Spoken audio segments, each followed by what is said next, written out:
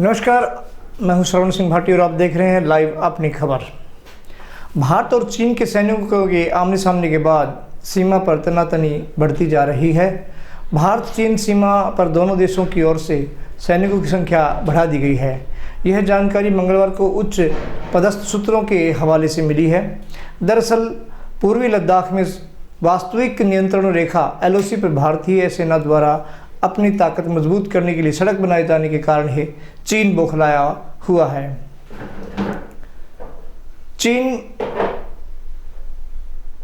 इस फिराक में है कि भारत इस सड़क को न बनाए, इसलिए उसके सैनिक 5 मई को भारतीय क्षेत्र में घुस आए थे।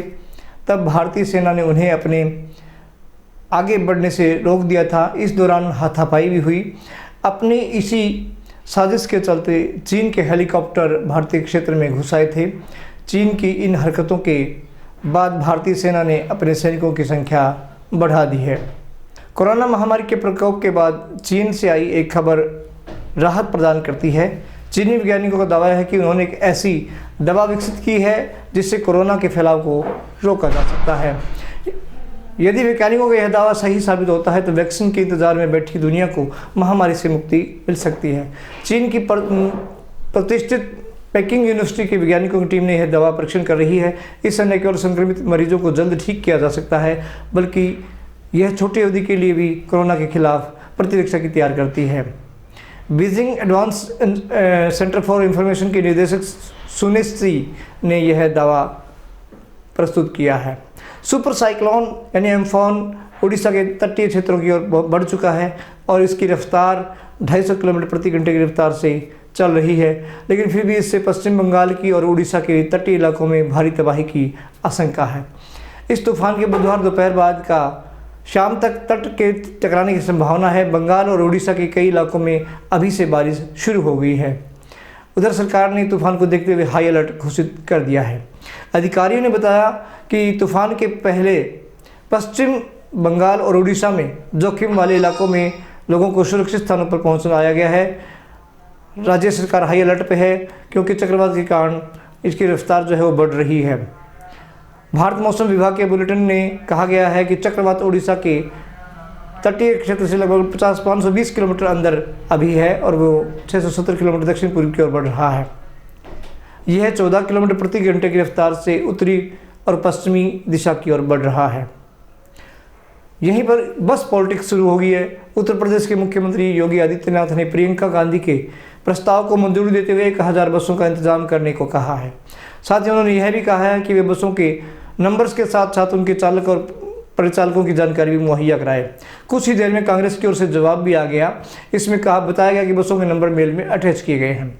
फिर यूपी सरकार की ओर से उन नंबरों की जांच की गई तो उन्हें पाया गया कि कई गाड़ियों के नंबर मोटरसाइकिल, स्कूटर और 3 व्हीलर्स के मिले। इस घटना पर योगी सरकार की ओर से गहरी नाराजगी व्यक्त की गई है।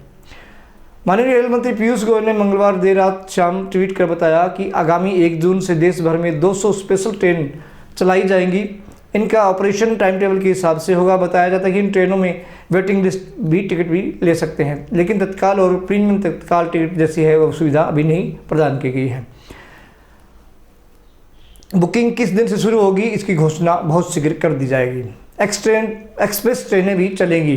रेल मंत्रालय के अनुसार कि श्रमिक और राजधानी स्पेशल की तर्ज पर अब मेल एक्सप्रेस स्पेशल ट्रेन भी चलाई जाएगी। इनमें जनशताब्दी एक्सप्रेस और इंटरसिटी स्पेशल भी शामिल हो सकती हैं। इन गाड़ियों में तत्काल और प्रीमियम तत्काल टिकट की व्यवस्था नहीं होगी, लेकिन वेटिंग टिकट की व्यवस्था बनाई गई है। प्रधानमंत्री श्री नरेंद्र मोदी की महत्वाकांक्षी योजना PM किसान योजना का लाभ अब देश भर के करीब 8.19 करोड़ किसानों के लिए मिल चुका है। ये जानकारी खुद वित्त मंत्री श्रीमती निर्मला सीतारमण ने 20 लाख करोड़ रुपए के आर्थिक पैकेज की अंतिम किस्त जारी करते हुए बताया। वित्त मंत्री का दावा है कि प्रधानमंत्री गरीब कल्याण योजना के तहत 6 मई तक 8.19 करोड़ PM किसान सम्मान निधि के लाभार्थियों को 2000 रुपये की किस्त के रूप में दे दिया गया है। मोदी सरकार जल्दी ही इसकी 6ठी किस्त भी जारी करने वाली है। तो आने वाले दिनों में जो प्रीमियम है वो पैसा आ गया है और यदि नहीं आया है तो आप इसका रजिस्ट्रेशन करवा सकते हैं। इसके लिए आधिकारिक सरकारी वेबसाइट बनाई गई है pmkisan.gov.in पर। आप इस पर अपनी लिस्ट अपलोड कीजिए, अपने आवेदन अपलोड कीजिए और इसका लिंक आपको हमारे चैनल के डिस्क्रिप्शन से मिल जाएगा। तो आप इस डिस्क्रिप्शन के लिंक पर जाकर के अपना ऑनलाइन आवेदन करें और पीएम किसान सम्मान निधि का फ़ायदा उठाएं। आप इस लिंक पर जाके अपने सभी डॉक्यूमेंट्स अपलोड करें। हरियाणा में कोरोना वायरस के मामले बढ़ने का सिलसिला लगातार जारी है। मंगलवार को 14 नए मामले आने के बाद राज्य में इस महामारी के मरीजों की कुल संख्या अब बढ़कर 942 हो गई है, जिनमें से 601 मरीज स्वस्थ होकर घर भी जा चुके हैं और 14 लोगों की मौतें हो चुकी हैं। राज्य में कोरोना के सक्रिय मामले अब 327 रह गए हैं। वहीं फरीदाबाद में कोरोना के 9 नए मामले सामने आए हैं, उनमें 4 पुलिसकर्मी शामिल हैं। 3 साल की एक बच्ची को भी कोरोना का संक्रमण पाया गया है। राज्य के स्वास्थ्य विभाग ने कोरोना की स्थिति को लेकर सुबह के बुलेटिन में यह जानकारी दी। फरीदाबाद से 9, सोनीपत से 2, महेंद्रगढ़ से 2 और हिसार से 3 मामले सामने आए हैं। देश में कुछ विमानन कंपनियों ने 1 जून से जो उड़ानें हैं वो प्रारंभ करने की व्यवस्था शुरू कर दी है। एयरलाइंस पे बुकिंग शुरू हो चुकी है। घरेलू उड़ानों के लिए 1 जून से ये बुकिंग की जा रही है। कोरोना वायरस महामारी के चलते वाणिज्यिक उड़ान सेवाएं 31 मई तक निलंबित है। इसके बाद 1 जून से ये विमानन सेवाएं शुरू हो जाएगी, जबकि स्पाइस जेट की ओर से अभी कोई बुकिंग शुरू नहीं की गई है। घरेलू एयरलाइंस ने जून से अपनी उड़ानों के लिए बुकिंग खोल दी है। इंडिगो और विस्तारा के सूत्रों ने कहा कि वे घरेलू उड़ानों के लिए अपनी बुकिंग दे सकते हैं। हिसार जिले की मुश्किलें अब कम होने के बजाय बढ़ती जा रही हैं। यहाँ कोरोना पेशेंट्स की संख्या बढ़ती जा रही है। मंगलवार को हिसार में 3 और कोरोना पॉजिटिव